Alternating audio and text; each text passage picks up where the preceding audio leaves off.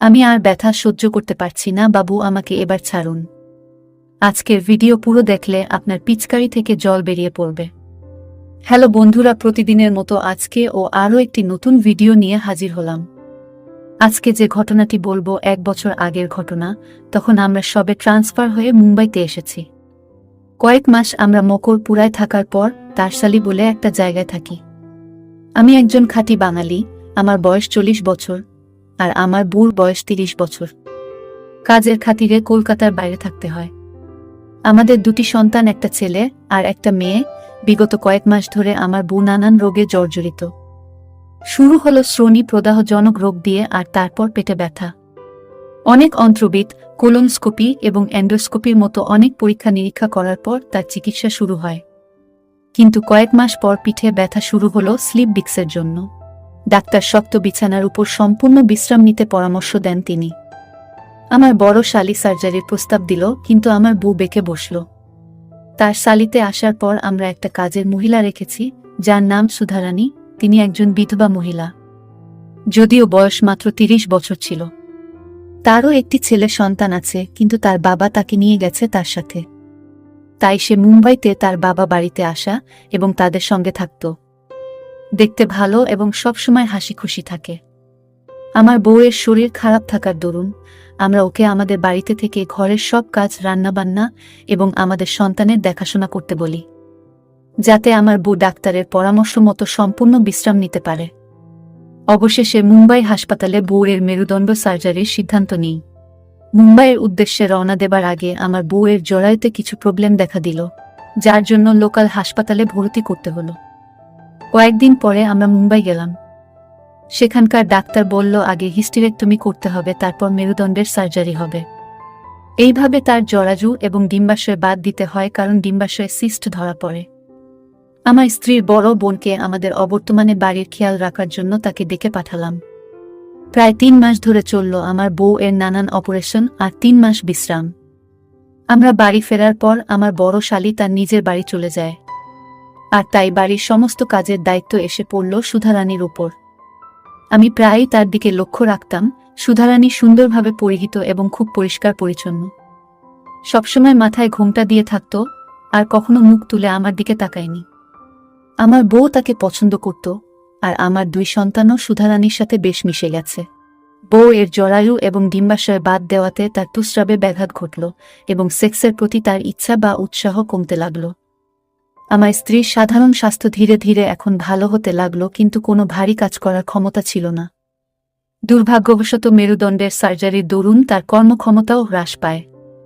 কিন্তু আমার দৈহিক চাহিদা দিনকে দিন বাড়তে থাকে। এই বয়সে নারী সঙ্গ না পেলে কি পুরুষ মানুষের চলে? নিজের ভাগ্যকে দোষ দেয়া ছাড়া আর কোনো উপায় ছিল না। অবশেষে সেই ঘটনা বহুল দিনটি এলো। একদিন সকালে সুধারানী আমার বউয়ের কাছে 3-4 দিনের ছুটি চাইল, গ্রামে বিয়ে খেতে যাবে বলে। বউ নিরুপায় হয়ে ছুটি দিল তাকে একটা শর্তে, যাতে 4 দিনের বেশি না হয়। অফিসে যাবার জন্য আমি লিফটে করে নামতেই সুধারানীর সাথে দেখা। আমাকে দেখে আমার কাছে এসে বলে যে তার কিছু কথা আছে আমার সাথে। আমি কিছুটা অবাক হলাম, কারণ এত মাস ধরে আমাদের বাড়িতে কাজ করছে, কিন্তু কোনো দিন আমার সাথে কথা বলেনি। আমার পেছন পেছন আমার গাড়ির সামনে এসে আমায় বলল যে তার কিছু নতুন শাড়ি আর জামা কাপড় কেনার আছে তার সেই গ্রামের বিয়ে বাড়ির জন্য। তাই যদি আমি তাকে সুরাটে নিয়ে যাই, কারণ সে কারোর মুখে শুনেছে যে সুরাটের শাড়ি আর জামা কাপড় অনেক সস্তা মুম্বাই থেকে। আর এও বলল যে সে আমার বউয়ের কাছ থেকে পুরান শাড়িও পেয়েছে, কিন্তু লজ্জায় সে নতুন শাড়ি বা টাকা পয়সার কথা বলতে পারেনি।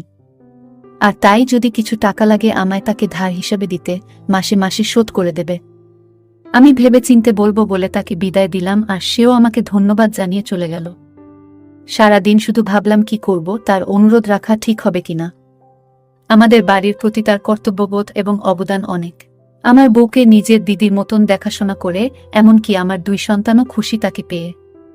যদি কাজ ছেড়ে চলে যায় তাহলে খুব মুশকিলে পড়ে যাব, আর ওর মতো আর একজন পাওয়া দুষ্কর ব্যাপার।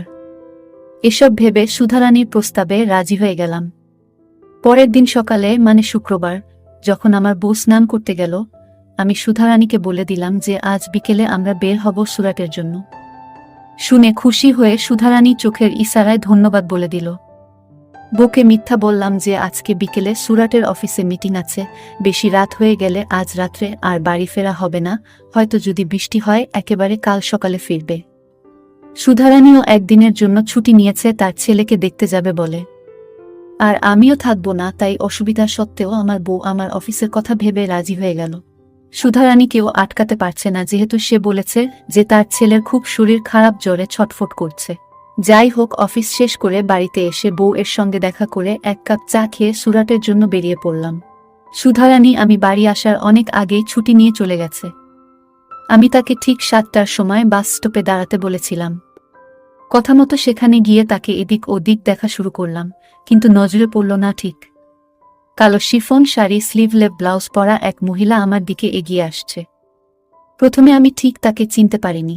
এই কি সে আমাদের বাড়ির কাজের মেয়ে সুধারানী? আমার চিন্তার অবসান ঘটিয়ে গাড়ির দরজা খুলে আমার গাড়িতে সামনের সিটই উঠে এসে বসল। আমি ওর দিকে তাকিয়েই রইলাম।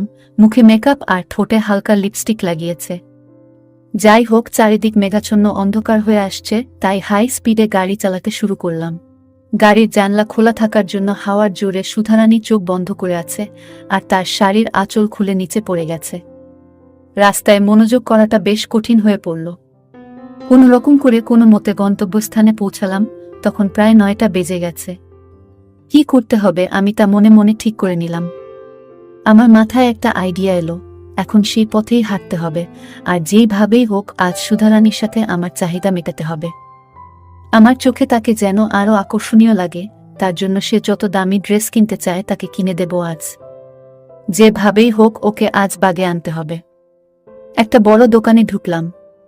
সেলসম্যানকে বললাম কয়েকটা রোজকার ঘরে পরার মতো শাড়ি আর অনুষ্ঠান বাড়িতে পরার মতো শাড়ি দেখাতে।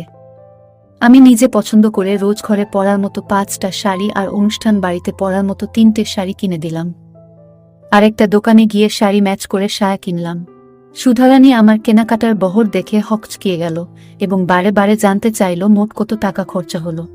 আমি কিছু না বলে তাকে একটা ইমিটেশনের দোকানে নিয়ে গিয়ে শাড়ি ম্যাচ করে কয়েক জোড়া চুড়িও কিনে দিলাম। বলতে ভুলে গেছি, ওকে 2টি নাইটিও কিনে দিয়েছি রাত্রে ঘরে পরার জন্য।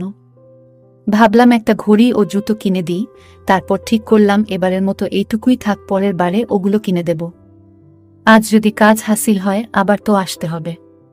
কেনাকাটা করতে করতে রাত 10টা বেজে গেল, আর এদিকে বৃষ্টি থামার নাম নেই। আমি তাই সুধারানীকে জানিয়ে দিলাম এত রাতে এই বৃষ্টিতে গাড়ি চালিয়ে বাড়ি ফেরা মুশকিল, তাই আজ রাতটা আমাদের হোটেলে কাটাতে হবে। প্রথমে ইতস্তত করলেও পরে রাজি হয়ে যায় সুধারানী। স্টেশনের কাছে একটা নামি দামি হোটেলে গিয়ে উঠলাম। জীবনে এত বড় বাড়ি বা হোটেলে সুধারানী কোনোদিন ঢোকেনি। হোটেলের রুমে ঢুকে আমরা দুজনে একে একে স্নান সেরে নিলাম। তাকে কাছে পাওয়ার জন্য আমার অস্থিরতা বাড়তে থাকলো, কিন্তু কোনো মতে নিজেকে সামলে রাখলাম। রাতে হালকা খাবার খেয়ে আমরা নিজেদের ঘরে ফিরে এলাম। আমাদের রুমটা বেশ বড়, বিশাল বড় খাট একটা সোফা সেট আর টিভি, ফ্রিজ দুটোই আছে। সুধারানী আমার কিনে দেওয়া জামাকাপড় ও শাড়ি দেখতে ব্যস্ত। সবটা ড্রেস দেখে খুশি সুধারানী। এত সব কিছু কিনে দেবার জন্য আমায় ধন্যবাদ জানালো সুধারানী। আমি জামাকাপড় ছেড়ে একটা হাফ প্যান্ট ও টি শার্ট পরে নিলাম, আর সুধারানীও আমার কিনে দেওয়া নতুন 2টো নাইটি থেকে একটা 2 পিস নাইটি পরে নিল।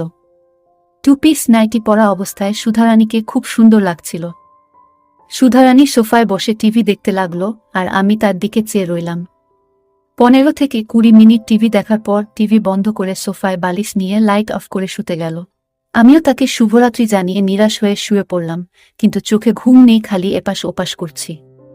কিছুক্ষণ পর বুকে সাহস নিয়ে গেলাম সুধারানীর কাছে এবং তাকে বললাম আমার মনের কথা। সুধারানী প্রথমে ইতস্তত করছিল, কিন্তু আমি জোর করায় ও রাজি হয়ে গেল। অবশেষে আমরা দুজন দুজনের চাহিদা মেটালাম। অফিসে কাজ করে, এতক্ষণ ড্রাইভিং করে, দোকানে দোকানে ঘুরে কেনাকাটা করে তারপর 1 বছরের চাহিদা পূরণ করলাম।